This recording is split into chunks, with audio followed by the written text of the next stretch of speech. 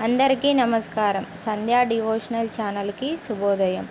ఈ వీడియో చూసే ముందు జై శ్రీరామ్ అని కామెంట్ చేయండి. పిల్లలు వృద్ధిలోకి రావాలంటే తల్లిదండ్రులు చేయవలసిన పూజలు మరియు పనుల గురించి ఈ వీడియోలో తెలుసుకుందాం. మనం చేసే కొన్ని చిన్న చిన్న తప్పుల వల్ల చేసే మన పిల్లలు పొరపాటున వృద్ధిలోకి రాకుండా ఉంటారు. కాబట్టి ఈ వీడియోని చివరి వరకు చూడండి. ప్రపంచంలోని ప్రతి తల్లిదండ్రులు తమ పిల్లలు వృద్ధిలోకి రావాలని కోరుకుంటారు. దానికోసం చాలా పూజలు, వ్రతాలు చేస్తూ ఉంటారు. ఎవరికైనా కొడుకు పుడితే ఎంతో సంతోషిస్తారు. వారి ఇంటికి వారసుడు వచ్చాడని తెగ సంబరపడిపోతూ ఉంటారు. సంతానం అనేది మనిషి జీవితంలో ఎంతో అపురూపమైనది. ప్రతి తల్లిదండ్రులు తమకు పుట్టబోయే బిడ్డల గురించి ఎన్నో కలలు కంటారు. పుట్టిన పిల్లలు మంచి వృద్ధిలోకి రావాలని కోరుకుంటారు. మరి పిల్లలు వృద్ధిలోకి రావాలంటే తల్లిదండ్రులు పాటించవలసిన నియమాలు ఏమిటో, వారు చేయవలసిన పూజ ఏమిటో ఈ వీడియోలో తెలుసుకుందాం. ముందుగా వీడియోకి ఒక లైక్ కొట్టి మన ఛానల్ని సబ్స్క్రైబ్ చేయండి. లైక్ కొట్టడం మాత్రం అస్సలు మర్చిపోకండి. ముందుగా తల్లిదండ్రులు పిల్లలు వృద్ధి కోసం చేయవలసిన పనులు. పిల్లలు చదువుకునే గదిలో గ్లోబును ఉంచాలి. గ్లోబ్ అనేది వృద్ధి తత్వానికి సంకేతం. ప్రతిరోజు పిల్లలు గ్లోబును తిప్పుతూ ఉండాలి. అలా తిప్పడం వల్ల వాళ్ళకి ఉన్న స్ట్రెస్ అనేది కొంతవరకు తగ్గి సహనం పెరిగి చదువు మీద ఏకాగ్రత అనేది పెరుగుతుంది. అంతేకాకుండా వారికి జ్ఞాపకశక్తి కూడా ఎక్కువగా అవుతుంది.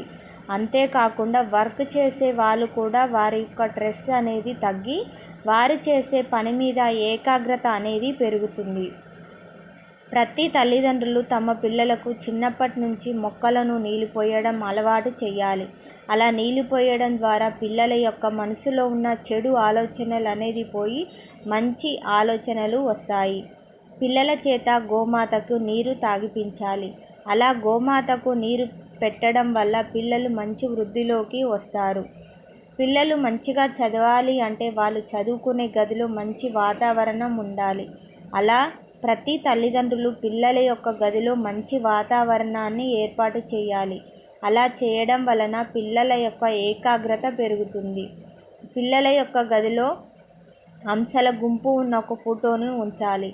అలాంటి అంశాల గుంపు ఉన్న ఫోటోలు కనుక మనం పిల్లలు చదువుకునే గదిలో ఉంచడం వలన ఆ ఈశ్వరుడి యొక్క అనుగ్రహం మీ పిల్లలపై ఉంటుందని పండితులు చెబుతున్నారు. ప్రతి తల్లిదండ్రులు పిల్లల ముందు ఎప్పుడూ గొడవలు పడడం కానీ, దెబ్బలాడుకోవడం కానీ, తిట్టుకోవడం కానీ లాంటివి చేయకూడదు.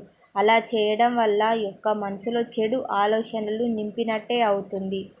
ప్రతి తల్లిదండ్రులు పిల్లలు బాగా చదువుకోవాలి అన్న, వృద్ధిలోకి రావాలి అన్న ఈ చిన్న పూజలు చేయాలి.